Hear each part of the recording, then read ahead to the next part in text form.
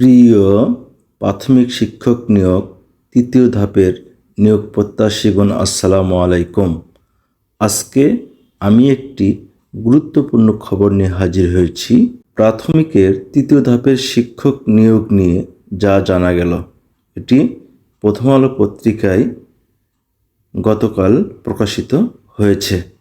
সরকারি প্রাথমিক বিদ্যালয়ে সহকারী শিক্ষক পদে তৃতীয় ধাপে ঢাকা ও চট্টগ্রাম বিভাগের জেলাগুলোর 3 পার্বত্য জেলা ছাড়া মৌখিক পরীক্ষা ইতিমধ্যে শেষ হয়েছে।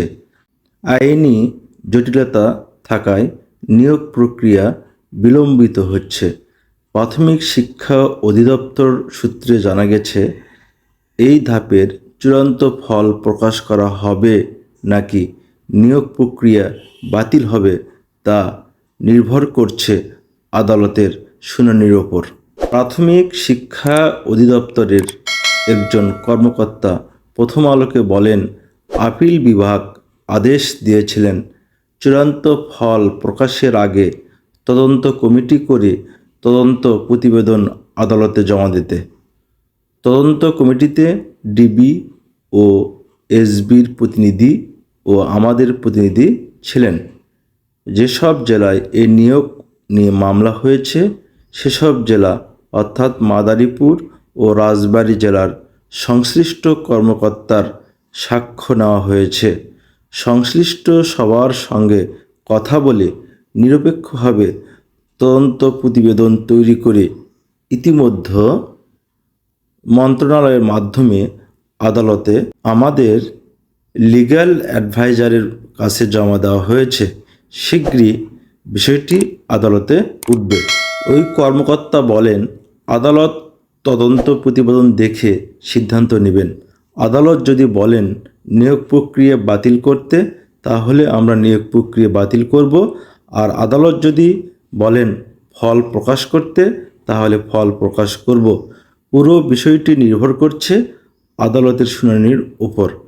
আগে থেকে মন্তব্য করার কোনো সুযোগ নেই। কবে নাগাদ শুনানি হতে পারে এমন প্রশ্নের জবাবে ওই কর্মকর্তা বলেন, দেশের পরিস্থিতি স্বাভাবিক থাকলে এতদিন শুনানি হয়ে যেত। যেহেতু বিষয়টি গুরুত্বপূর্ণ, তাই অগ্রাধিকার ভিত্তিতে আদালতে শুনানি হবে। দ্রুত একটি সিদ্ধান্ত পাব। কিন্তু গতকাল প্রকাশিত হয়েছিল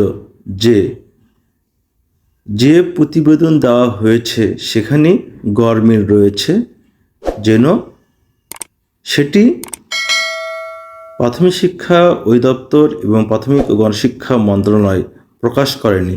এতে সরকারের ভাবমূর্তি ক্ষুণ্ণ হতে পারে। তাই তাদের প্রতিবেদনের মধ্যে গরমিল রয়েছে।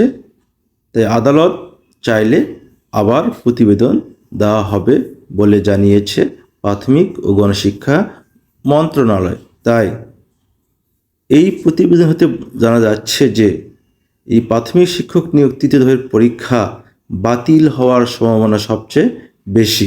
আর কথা বাড়াবো না।